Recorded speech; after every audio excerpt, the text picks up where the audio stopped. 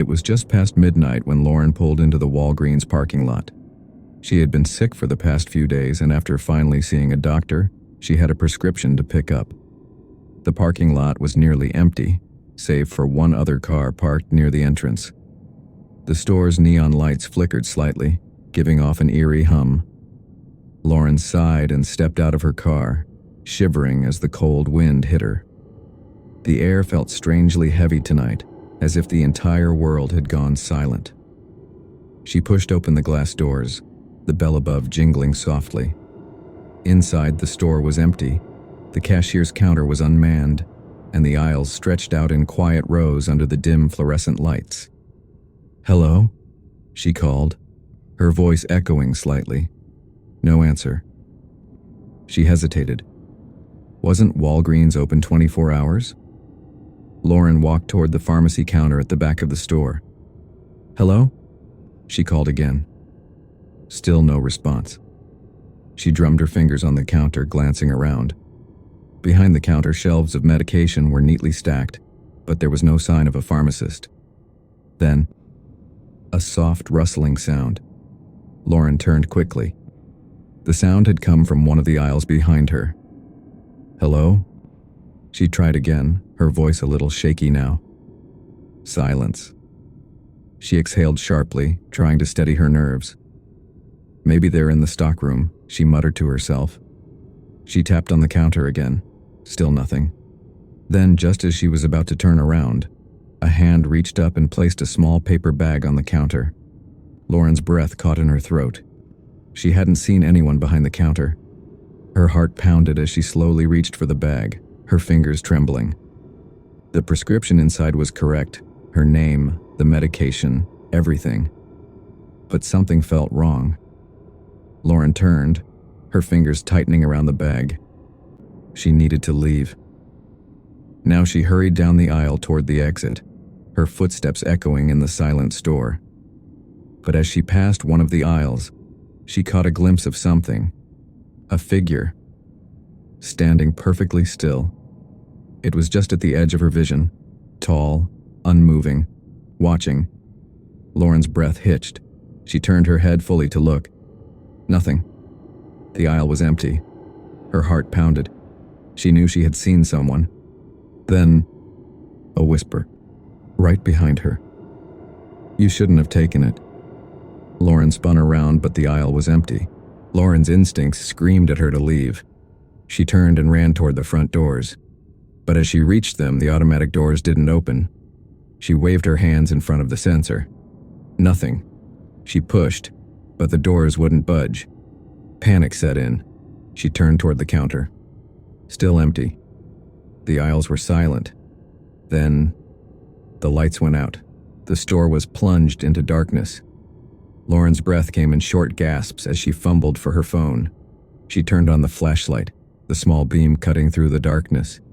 Then, from the far end of the store, footsteps, slow, deliberate, getting closer. She wasn't alone. Lauren backed up, her hands shaking. The footsteps stopped. She turned her flashlight toward the aisles. Empty.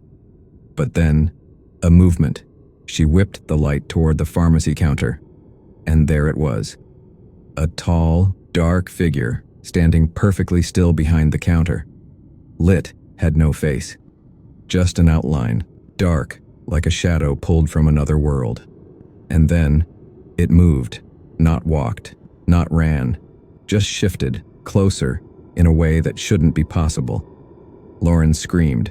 She stumbled backward, bumping into one of the freezer doors.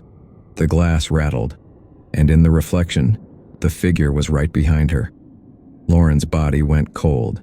She turned, nothing there. The reflection still showed it, watching. She bolted.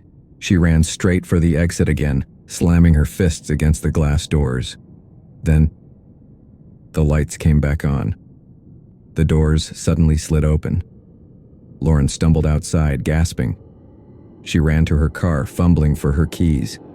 She looked back at the store and saw the pharmacist, a man in a white coat standing behind the counter looking confused. "Miss," he called, "you forgot your prescription." Lauren's breath caught in her throat. She looked down at the bag in her hands. It was empty. She looked back up, and the pharmacist was gone. The store was dark again, just as it had been before. Lauren screamed, jumped into her car, and sped away. She never went back, and she never found out what had been in that first prescription bag. Jake had worked at the gas station for 6 months now, taking whatever shifts he could to save up for college. It wasn't a bad job, mostly boring, especially on the overnight shifts. The store was small, located just off a quiet highway, surrounded by nothing but trees and darkness. The night started like any other. Around midnight, the customers stopped coming, leaving Jake alone with the hum of the refrigerators and the occasional flicker of the old fluorescent lights. He leaned on the counter, scrolling through his phone, when something caught his eye. A figure standing outside near Pump 3. At first, he thought it was just a late-night traveler, but the person wasn't moving. They just stood there, facing the store, unmoving. Jake felt a chill creep up his spine. Jake watched for a moment, expecting the person to move toward the store, but they didn't. They just stood there. Great, Jake muttered. A weirdo. Deciding to ignore them, he turned back to his phone. But when he glanced up a few seconds later, the figure was gone. Jake blinked. He hadn't looked away for more than a few seconds. How could they have disappeared so fast? He leaned over the counter to check the security monitors. The cameras showed the gas pumps, the parking lot, and the dark road stretching beyond the trees. But there was no sign of the person. Goosebumps crawled over his arms. He hesitated, then grabbed the flashlight from beneath the counter. Stepping out from behind the register, he pushed open the door, the bell jingling loudly in the empty night. The cold air hit him as he stepped outside. He swept the flashlight beam over the lot. Nothing. The gas station was completely empty. Jake returned inside, trying to shake off the eerie feeling. Maybe the person had just walked away quickly. He locked the door behind him and went to check the security monitors again. He rewound the footage to when he had first seen the figure. The screen showed the person standing by the pump, facing the store. Then, just as Jake had looked down at his phone, the figure vanished. Not walked away, not ran, just vanished. A chill ran through him. Something wasn't right. Then he heard it. A faint scratching noise. Jake froze. It was coming from behind the counter. He slowly stepped forward, peering over. His breath caught in his throat. On the lower part of the wooden counter, deep claw-like scratches were being etched into the wood, right in front of him. But no one was there. Jake backed away, his heart racing. This wasn't possible. The scratches were fresh, as if something unseen had just made them. He grabbed his phone, fumbling to call someone, anyone, but there was no signal. The scratching stopped. A heavy silence filled the store, pressing in on him. He slowly turned back toward the security monitor. His blood ran cold. The cameras showed the store from multiple angles, the aisles, the door, the parking lot. But now, standing inside the store, in the middle of aisle 3, was the figure. Tall, unmoving, watching. Jake turned his head slowly toward the aisle. Nothing. He looked back at the monitor. The figure was still there. Jake's breath hitched. The figure was getting closer. Jake's hands trembled as he hit the power button on the monitor, turning it off. He didn't want to see anymore. The store was silent again. The air felt thick, heavy. He backed toward the door, fumbling for the keys to lock up and leave. But then, the door wouldn't budge. The lock was jammed. Jake yanked at the handle, his pulse pounding in his ears. He was trapped. Then, from behind him, the sound of footsteps. Slow, deliberate footsteps, coming from aisle 3. Jake turned around, his breath coming in short gasps. Aisle 3 was empty, but the footsteps continued, coming closer. Then, right behind him, a whisper. "Don't turn around." Jake squeezed his eyes shut, every nerve in his body screaming at him to run. But the door was locked. The whisper came again, closer this time. "You shouldn't be here." His breath came in short gasps. He could feel something behind him, so close he could almost feel its breath. Then, the sound of the door unlocking. Jake didn't wait. He grabbed the handle, yanked the door open, and stumbled outside.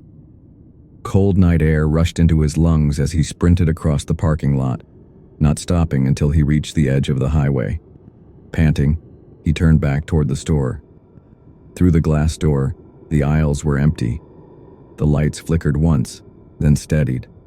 There was no sign of the figure. But just as Jake turned to leave, his eyes caught something in the reflection of the glass. Standing just behind him, a tall, shadowy figure, smiling. Riley had just moved to a new city, eager to start fresh. She landed a job at Walgreens as a part-time cashier, a simple enough position to help pay the bills. The store was located on the edge of town, nestled between a few old buildings, and there was something about it that felt off. She couldn't put her finger on it, but every time she walked inside, a sense of unease washed over her. Her first day was uneventful. The customers were polite, the store was quiet, and her co-workers were friendly enough. But when her shift ended and she was about to leave, she encountered something strange. The manager, a man named Greg, asked her to stay a bit longer. "We're short-staffed tonight," Greg said with a smile that didn't quite reach his eyes. "I'd really appreciate your help." Riley, eager to prove herself, agreed. She wasn't exactly thrilled about working late, but the extra hours would help. As the store emptied out and the clock ticked past midnight, things began to take a strange turn. Greg kept giving her strange looks and making offhand comments. Riley tried to ignore it at first, telling herself she was just being paranoid. But as the hours wore on, the atmosphere grew thicker. There was something unsettling in the air, as if they were being watched. Riley would glance over at the security monitors, and sometimes, just for a moment, she would swear she saw shadows moving in the corners of the screen. But it wasn't until the store was completely empty that things took a dark turn. The store's basement was used for storage, but very few employees ever ventured down there.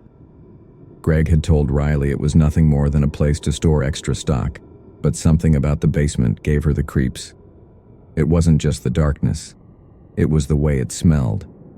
Musty, damp, and faintly decayed. Greg asked her to accompany him downstairs to grab something for the shelves, and though Riley hesitated, she agreed. As they descended the old wooden stairs, the air grew heavier. The basement was colder than the rest of the store, and the light flickered as they made their way through the cluttered room. As Riley scanned the shelves for the items Greg had asked for, she noticed something strange. A door, tucked away in the back of the basement, that she had never seen before. It was an old rusted door, almost as if it had been forgotten by time itself. It stood slightly ajar, revealing nothing but pitch-black darkness beyond it. Greg caught her looking at it. "Don't worry about that door," he said, his voice tense. "It's just some old storage space we don't use anymore." Riley didn't know why, but she felt drawn to it. Something about that door felt wrong. But Greg's voice snapped her out of it. "Let's finish up here, all right?" he said a little too quickly. She nodded, trying to shake the unsettling feeling as they quickly gathered the items and made their way back upstairs. But as she left the basement, she glanced back at the door one last time. She could have sworn she saw something move in the shadows beyond it. The next few days passed without incident, but the feeling in the store remained the same. Riley couldn't shake the sense of unease, especially when she passed by the basement door. It was always locked, but there was something about it, something that gnawed at her mind. One night, Riley worked a late shift again, and once more she was asked to stay late by Greg. The store was empty, and the hum of the coolers was the only sound in the building. But tonight there was something different in the air. Something felt wrong. Around 3 a.m., Riley heard it. A faint whisper, like a voice calling her name from the direction of the basement. She froze. The voice was soft at first, barely audible, but then it grew louder. It wasn't Greg. It was something else, something dark and distant, as if it was coming from the very walls of the store. Riley. Her heart raced as she glanced over at Greg, who was busy in the back room. He didn't seem to hear it. Riley's curiosity got the better of her, and she cautiously walked over to the basement door. The whispering grew louder, and it was clear now. It was calling her. Riley, come closer. Against her better judgment, Riley stepped forward and pushed the door open. The air grew colder, and the whispering seemed to intensify. She stepped into the dark basement, her footsteps echoing in the silence. As Riley stepped further into the basement, the whispering stopped. A deep silence filled the room, thick and suffocating. She couldn't see much in the dark, but there was a dim light flickering in the far corner. It was coming from the mysterious door that Greg had warned her about. Riley felt an overwhelming urge to go toward it. As she walked closer, the shadows seemed to twist and writhe around her. She could feel something watching her, but when she looked over her shoulder, there was nothing. She reached for the rusty doorknob, which creaked in protest as she turned it. The door opened with a loud groan, revealing a small, hidden room, lined with shelves and dusty boxes. But it wasn't the shelves that caught her attention. It was what was on the floor. In the center of the room lay a strange symbol, painted in what appeared to be dried blood. It was intricate, with lines and shapes that seemed to form a sort of ritualistic design. Riley's breath caught in her throat as she took a step back, feeling the weight of the dark energy in the room. Suddenly, the door slammed shut behind her. Riley's heart pounded in her chest as she tried the door, but it wouldn't budge. She was trapped. The air in the room grew colder, and she could feel a strange presence around her, something sinister that seemed to press against her, suffocating her. The whispering voice returned, but this time it was different. It wasn't a gentle call. It was a warning. Leave. Now. Riley's legs shook with fear as she backed away from the symbol on the floor, but she couldn't tear her eyes away from it. There was something hypnotic about it, something that made her feel like she was being pulled toward it. A shadow passed by the door, moving too quickly to be seen clearly. Riley froze. She could hear soft footsteps approaching, but no one was there. Then, out of the corner of her eye, she saw it. A figure standing in the far corner of the room watching her. The figure was tall and slender, its features hidden in the darkness, but the cold, empty eyes that glowed faintly in the shadows were unmistakable. The entity was real, and it was waiting for her. With all her strength, Riley lunged toward the door, desperately trying to force it open. She could hear the entity moving closer, its presence filling the room with an unbearable pressure. Just as she thought she couldn't take it anymore, the door swung open, and she tumbled out into the hallway. She scrambled to her feet and ran, the door slamming behind her. But as she turned the corner, she bumped right into Greg. His face was pale, his eyes wide with a mix of fear and something else, something dark. "It's too late, Riley," Greg said, his voice cold and distant. "I never wanted you to know." Riley's breath caught in her throat. "Know what?" Greg stepped back, glancing over his shoulder. "The store. It's built on something dark. The basement, the symbol. It's all part of the ritual, and now you're part of it too." Before she could react, Greg grabbed her arm, pulling her toward the back of the store. It was a typical Wednesday night when Kevin, a 24-year-old Walgreens employee, found himself working the dreaded late shift. Working nights wasn't his favorite, but it paid the bills, and he'd grown accustomed to the stillness of the store after hours. The soft hum of the coolers and the buzz of the fluorescent lights were his only companions. That evening, the store was quieter than usual, which Kevin found strange. Walgreens was typically busy until around 11 p.m., with customers picking up last-minute items, but tonight there was nothing. The clock on the wall ticked slowly, and Kevin began to feel that familiar sense of isolation creep in. It was around 2 a.m. when he first noticed something off. He was stocking shelves in the cosmetics aisle, humming softly to himself, when he glanced up to the security cameras. The view from the camera covering aisle 7 caught his attention. Something moved there. At first, he thought it was just his tired eyes playing tricks on him. After all, the aisles were long and narrow, and the shadows could easily play tricks in the low light. But when he looked closer, he could see the unmistakable shape of a figure standing at the far end of the aisle. The problem? Aisle 7 was supposed to be completely empty. "Hello?" Kevin called, his voice echoing in the otherwise silent store. There was no answer. Curious and uneasy, Kevin made his way toward the aisle, his footsteps echoing off the cold tile floor. As he got closer, he noticed that the figure remained perfectly still, almost unnaturally so. It stood just at the edge of the camera's view, its outline barely visible in the dim light. Kevin stopped in his tracks, feeling a cold shiver run up his spine.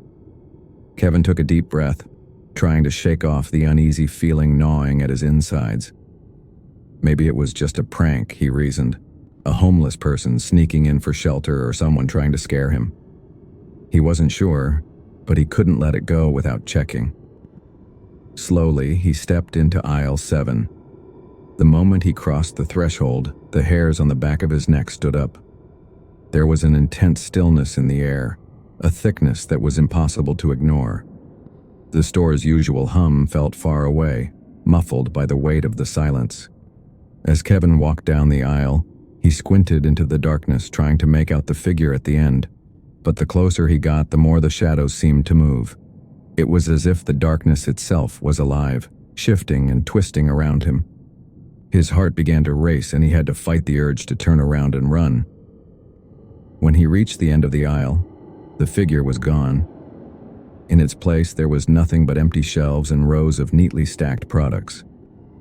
He looked up at the security camera, trying to make sense of what he'd just witnessed, but the camera view was just as empty as the aisle itself. Kevin's pulse quickened, and he turned around to leave. But as he reached for the corner of the aisle, something caught his eye. A single dark footprint was imprinted on the floor, right in the middle of the aisle, as if someone had stepped forward just moments ago. But no one had been there, or so he thought. After what felt like an eternity, Kevin quickly turned and bolted out of the aisle. He hurried back to the front of the store, his heart racing and his breath shallow. The overwhelming sensation of being watched hung over him like a thick fog. He glanced up at the monitors in the front office, trying to distract himself, but the footage only made things worse. In the camera feed from aisle 7, he saw it again. The figure, standing motionless, just outside the frame. The figure wasn't visible with his own eyes, but on the monitor it was there, clear as day. A chill ran down his spine. Kevin felt a cold presence creeping up behind him, though no one was standing there. His breath came in shallow gasps as he tried to reason with himself, telling himself that it was just the stress, the late-night shift, and maybe even the exhaustion playing tricks on him. But that cold feeling wouldn't leave. He checked the time. It was almost 3 a.m. Kevin had worked late shifts before, but something about tonight felt wrong. The air seemed denser, the store quieter than ever, and the cold wasn't just coming from the air conditioning. It was something else, something much more sinister. The hair on his arm stood on end as he heard a soft sound from the back of the store. Footsteps, slow and deliberate, echoed from the aisles. They were getting closer. Kevin's eyes darted nervously around the room, his ears straining to hear any other sounds. The footsteps stopped. There was silence. Then, without warning, he heard it. A soft, raspy voice, barely above a whisper. "Kevin." It wasn't just a whisper. It felt like the voice was right behind him, in his ear. He froze, his blood running cold. The voice sounded like it was trying to reach him, to get his attention. It called his name again, more insistent this time, almost like it was luring him. "Kevin." Turning quickly, Kevin found nothing behind him. The room was empty, still, but the voice, it was still there. He could hear it, like it was in the very air, surrounding him. The presence in the store felt suffocating, closing in around him. Unable to control his panic, Kevin bolted toward the front doors. His heart pounded in his chest, his breaths shallow and erratic. The thought of running out of the store never seemed more appealing. As he rushed toward the exit, he turned one last time to glance at the security monitor. There, on the camera from aisle 7, he saw the figure again. It was standing in the aisle, facing him. This time, however, the figure was not alone. There was something else, something worse, standing beside it. Kevin's grip tightened on the door handle, his mind racing. He had to get out. He had to leave. But just as he turned the handle, the door didn't open. It was locked. Panic surged through him, and he tried the handle again. Nothing. The door refused to budge. The voice came again, but this time it wasn't a whisper. It was louder, clearer, like it was right next to him. "Kevin, don't leave!" He spun around, his face pale as he looked into the dark aisles. The figure was still there, standing in the shadows. It moved closer, its footsteps slow and deliberate. The second shadow beside it loomed larger, its shape grotesque and shifting. Kevin could feel the coldness of the air wrapping around him, seeping into his skin. The darkness was thick, and the sound of his heartbeat thundered in his ears. The voice was now all around him, and it wasn't just calling his name anymore. It was speaking to him, asking him to stay. "Stay with us, Kevin." With every ounce of energy, Kevin slammed his shoulder against the door, but it wouldn't open. He heard the sound of footsteps behind him and turned around one last time. Standing there was the figure, much closer now. Its face was obscured by the shadows, but Kevin could feel its presence pressing against him, suffocating him. The second shadow was no longer just a shadow. It was a dark shape with eyes glowing an eerie red. The store felt like it was closing in on him, the walls shifting, the aisles distorting. The voice echoed in his mind, "Stay with us, Kevin." Kevin turned and sprinted toward the back of the store, desperately looking for an escape. But as he reached the back door, he froze. The second shadow stood in front of it, blocking his path. Everything went silent. The shadow swallowed him whole. Sarah had worked the night shift at the local Walgreens for a while now, and she was used to the peaceful quiet of those late hours. The soft hum of the fluorescent lights, the occasional sound of a car passing by outside, and the stillness of the store were what she had come to expect. Yet tonight felt different. The air was thick with an unnatural quiet, and a sense of unease washed over her. It was almost as if the entire building was holding its breath. Around midnight, she noticed the temperature had dropped significantly. The store was normally a bit chilly, but this felt like an icy presence had descended over the aisles. Sarah adjusted her uniform, trying to shake off the cold, but it was as if the chill was seeping into her very bones. Her gaze flickered to the security cameras that hung high in the corners, their blinking lights a constant reminder of her solitary vigil. But as she glanced back toward the aisles, she noticed something unsettling. The shadows between the shelves seemed longer than usual, almost like they were reaching out, stretching toward her. Her stomach churned, and a slight tremor ran through her. She forced herself to continue with her tasks, restocking the shelves and tidying up the counter, but she couldn't ignore the growing sense of dread gnawing at her insides. It wasn't just the cold, it was the feeling that she wasn't alone in the store, even though she was sure she was. As Sarah continued to work, she heard it. At first, she thought it was the wind outside, or perhaps the hum of the air conditioning. But no, it was something far more distinct. A voice, soft and hushed, almost like a whisper calling her name. "Sarah." She froze. Her blood ran cold as she turned toward the sound. The store was empty, as it had been for the past several hours. No one had entered, but the voice, it seemed to come from nowhere. "Sarah." It called again, this time louder and more insistent, echoing through the stillness of the aisles. The hairs on the back of her neck prickled, and she found herself unable to move.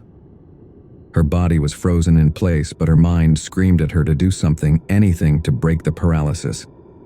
She forced herself to take a step toward the aisles, her heart pounding in her chest. But the further she walked, the more oppressive the atmosphere became.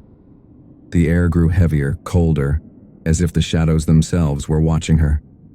She called out softly, "Hello? Is anyone there?" Her voice seemed swallowed by the darkness. Then another whisper came, this time right behind her in her ear. "Sarah." It was so close she could feel the breath on her neck.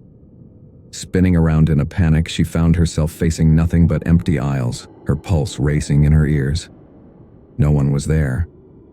There was only silence, except for the faint, lingering echo of her name. The night wore on, and Sarah's unease only grew stronger. Around 2 a.m., she heard the familiar chime of the store door opening. At first, she felt relief. A customer. But when she looked up, she saw a tall figure step inside, a man dressed in a long, dark coat. His features were obscured by the shadows, but there was something about him that made her skin crawl. He moved with an unnerving calmness, as though he was in no hurry at all, strolling down the aisles with an air of deliberate purpose. Sarah couldn't take her eyes off him. His gait was odd, almost too smooth, too calculated. It was as if he knew exactly where he was going, but for some reason he didn't want to make any noise. His footsteps barely echoed in the quiet store. What unsettled her even more was that he didn't look like a regular customer. He didn't make eye contact, didn't pick anything up from the shelves, and didn't even glance in her direction. Instead, he simply walked deeper into the store, disappearing into the shadows of the aisles. Feeling the need to check on him, Sarah moved toward the aisle where he had gone. Her footsteps echoed in the otherwise silent store. She turned the corner, expecting to see him browsing the shelves, but when she reached the spot, there was nothing. The aisle was empty. Confused and uneasy, Sarah quickly returned to the front counter. Her heart was pounding, and her mind raced with questions. Had she imagined the entire thing? No, the door had chimed.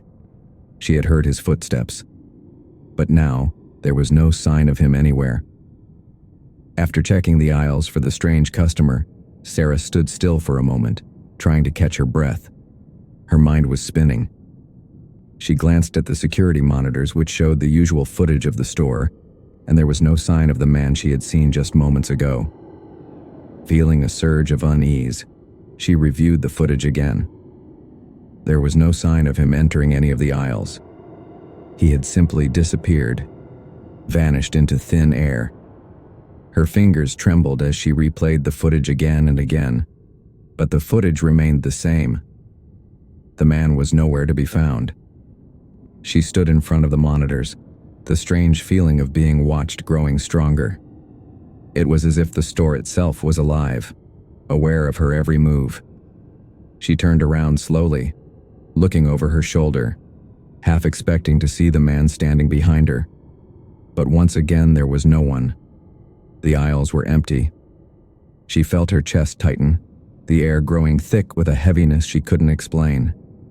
As she continued to stare at the monitors, the sound of footsteps echoed through the store once more. But this time the footsteps were different. They weren't coming from the aisles. They were coming from behind her. By now Sarah was panicked. She tried to shake it off, but she couldn't. The atmosphere in the store was thick with dread, the air unnaturally cold. A deep chill had settled in the room, and her breath was visible in the air. She felt like something was watching her, lurking just beyond her vision. The flickering overhead lights made everything seem more surreal, as though the shadows were alive, stretching and shifting in the corners of the store. She could hear faint whispers again, but this time, they weren't coming from the aisles. The whispers seemed to come from everywhere, surrounding her like a dense fog. "Sarah." The voice echoed through the store, coming from every direction. It was low, almost a growl, and it seemed to be coming from the walls themselves. Frozen in place, Sarah tried to move, but her body was paralyzed with fear. The cold seemed to have seeped deep into her bones, and she felt an overwhelming sense of despair, as if the very air in the store was trying to suffocate her. The lights above her flickered again, and for a brief moment, she saw it. A shadow, dark and elongated, moving quickly behind her. She spun around, but there was nothing there. The door was locked. She tried pulling on the handle, but the store door wouldn't budge. It was as if the building itself was holding her prisoner. Panic surged through her as she banged on the door, her fists hitting the glass, but the silence was deafening. There was no one to hear her scream. Suddenly, the figure appeared again, standing in the doorway. The tall man in the dark coat, his face now visible. His eyes were hollow, devoid of emotion. His lips curled into a twisted smile, and as he stepped forward, she felt the temperature drop even further. It was as if the world around her had frozen. "Sarah." The voice whispered again, this time louder, more insistent. It was everywhere, inside her head, in her soul. The presence was all-encompassing, suffocating her. She tried to back away, but her feet wouldn't move. The figure took another step forward, his dark eyes locked onto hers.